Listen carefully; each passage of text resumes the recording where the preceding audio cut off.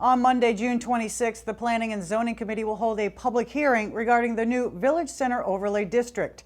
To help inform residents of what that entails, members of the Planning Department and others put forth the proposal for everyone to understand. Our village centers are our live, work, and play hubs. We are really lucky that we have them as our starting point. They're incredible places, and not every place has them, so that's really good. And we undertook this effort because we know that things can and should be better. We've been facing some challenges, and we heard about those challenges throughout our outreach. A lack of housing options, struggling local businesses, climate change, a big one, transportation and traffic issues, aging in place, welcoming new families, and looking for spaces to gather and socialize. And when you look at successful village centers, these places are where the solutions lie. And new development going forward is going to play a major role in tackling these challenges.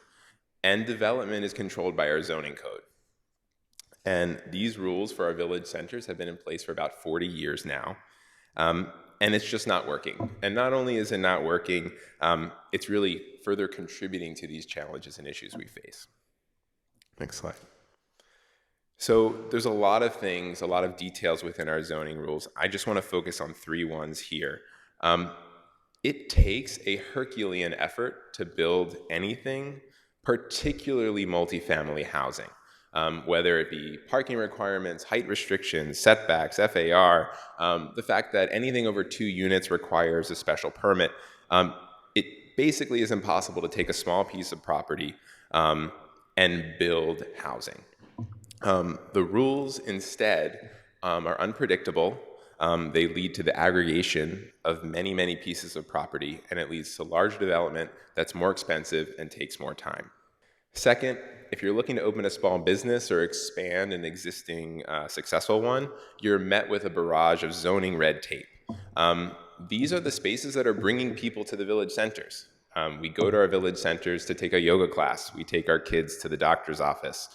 We meet friends for a coffee. We're going out to get shoes, whatever that may be. And then afterwards, we're getting lunch or we're getting dinner. These are the spaces that are giving the vibrancy to our village centers, and we need to make it as easy as possible for entrepreneurs to call Newton home. And finally, we'll talk about parking requirements. We've been working a lot on this, but really what we found through this effort, it's the tail that wags the dog. If we're looking at quality design, if we want better buildings, if we want better streetscapes, if we want open spaces to gather and have concerts in, we really need to seriously look at parking. And that's what's bringing us all here tonight, right? It's our village center proposal, which is building off these 2 years of work that we've done, and it can help us address these challenges. It's going to offer housing opportunity. It's going to provide opportunity for commercial spaces, places to shop. It's going to ensure that new development has quality design. It has a human scale to it. It's going to help create and build upon that sense of place that businesses are looking to succeed. It's going to make sure it's safe for bicyclists, pedestrians, and drivers. And it's going to address our climate change needs, right? The electrification ordinance is one big thing that's going forward. All new development is going to have to be fossil fuel free. And so I think the vision that's set out in place is really critical here. And when we get into the details, which I'm going to turn it over to you, Teal, in a second, this is what we're striving towards. First, we, in thinking about the zoning code as an overlay, we wanted the rules of the code to be as simple and transparent to the widest number of people as possible. And that includes developers and architects, it includes homeowners, it includes land use attorneys, and people who are generally interested in development that might be coming to their neighborhood. And so the rule set is predicated on a very simple idea, which is that for each of the tiers in the village center zoning, we have a series of maximum building footprint sizes, which is the square foot of the building as it meets the ground. That sets the size of a building in a very direct way. The next rule set is the number of stories that you're allowed to have. In this particular example, we're showing you the second tier of the zoning, Village Center 2, which is 3.5 stories.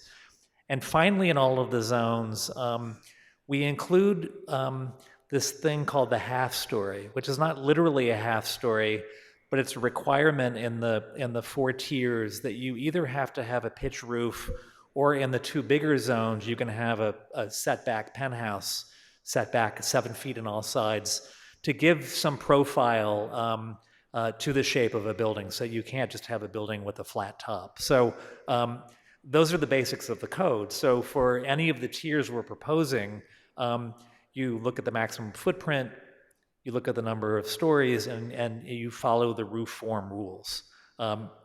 That, we think, is easier to understand than a more abstract mathematical formula like FAR. Next, please. And in terms of the tiers themselves, with some back and forth and very good feedback from ZAP, we've landed on a recommendation of 4 tiers. And the way they're organized is from the lowest density to the highest density, or vice versa. I'll start with the biggest building that you can build in the framework, which is what we call VC3. In the VC3 district, you can't build a building any bigger than a 15,000 square foot floor plate. You can't build taller than 4.5 stories. We've also, for different classifications of uses, sent a maximum building height. And so you see on the lower left a depiction of what that scale of building would look like. The next tier down, VC2, it's a story shorter, it's 3.5 stories. It's a 10,000 square foot floor plate instead of 15,000 square feet. And you can see that the maximum number of feet is also lower. And then in a very small area, I'll show you on a map in a minute, there's VC1. It's a 4,000 square foot floor plate, 2.5 stories. And then what we call the MRT district, which is also 2.5 stories, but allows a footprint of only 1,500 square feet. And you can see in the drawings the different scales of buildings that would result from that rule set, but also different ways that the roof form rule has been applied for the different scales of buildings. Next. As for where the overlay is proposed, you can see it on the map. This represents 3.4% of the total land area of Newton. It's in alignment in some cases with the MBTA community's housing choice law that Will's going to talk about in a minute. But to explain the color coding of the map, the VC3 zones are the bright red, which might be a little bit hard to see on the map, but hopefully you can. VC2 is the dark blue, relatively small areas. VC1 is only along Route 9, the purple color along Route 9 on either side of Newton Highlands and near the Elliott T-stop. And then the MRT is the green, which is limited around some village centers and a little bit more extensive in others based on looking at the existing neighborhoods and other kinds of kind of qualitative issues. So that's the application of those 4 tiers of the overlay across the citywide. Next, please. What's important about the zoning beyond the basics of the urban form, which is footprint, number of stories, and roof form, we've also baked into the zoning design guidelines themselves through a series of dimensional design standards that are meant to result in good design outcomes.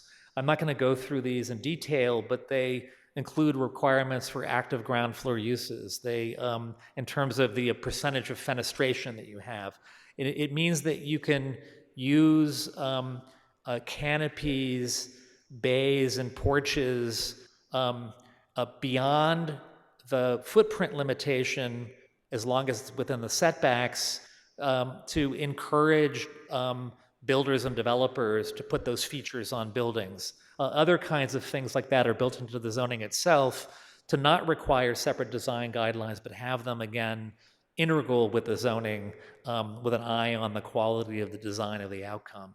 We've also, thinking through the zoning code, identified in the zoning map those places where new development has to have active ground floor uses. It's where the black lines are shown in this particular example, which is Newton Center. Outside of the location where the black line is, it's really would be up to the developer to decide if they wanted active ground floor uses or not. But we decided as a committee that it was important to preserve those kind of active centers of the village centers, again built into the zoning code to preserve the active life that already happens in most of them. Next. The other thing that we've done through the process, partly through requests of more analysis and more work by ZAP, has been to look at the resulting quality of street spaces that would result through the future build out of these different tiers of village center zoning. And so these are different streets that we've looked at, looking at VC3 and the consequences of the proportions of the street section and the qualities of that street space as a consequence of the scale of building that we're talking about. And this was referenced back to street proportions of spaces in earlier conversations we've had with some of you about other streets that we know and like in Newton and nearby communities. What you may be hearing something along the lines of the village center proposal is revolutionary for Newton. And really anyone who is saying that just does not know their history, period. This work fits right in line with what Newton has been and what Newton is. Parking is allowed, but not required.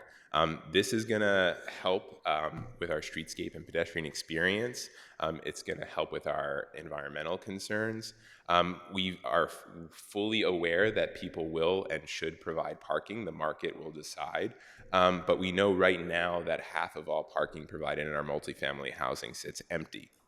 And that's really expensive. An underground parking spot requires about $100,000 to build. And anything that we can do to reduce the cost of construction is going to lead us to number 2. Next slide. Allowing for and creating more affordable housing. So we all know, I think in this room, but anyone listening online, we have an inclusionary zoning ordinance that requires 7 or more unit projects to have a certain percentage of affordable housing, 17.5%. That will be in place. The village center zoning encourages more multifamily housing, so we will see more affordable housing. In addition, there is a bonus option. It can be used in very specific circumstances, really only in the core of our village centers, in the VC3 and VC2 zones, as Tim was talking about. And it allows for 25% to 30% requirement of those units to be affordable. So, we're getting to almost double what our base conditions require. While the zoning, as we're talking about it, hypothetically talks about a really high number of units as of right and requires no parking, it is extremely unlikely, in fact, I would say borderline impossible to imagine a scenario where that number is reached in any substantial way or no parking gets built. These are zoning rules to help create a better form for our community. However, this effort is and always has been about what's best for Newton and the future of its village centers. We look forward to further conversations and refinement over the next few months, as well as any questions or comments tonight.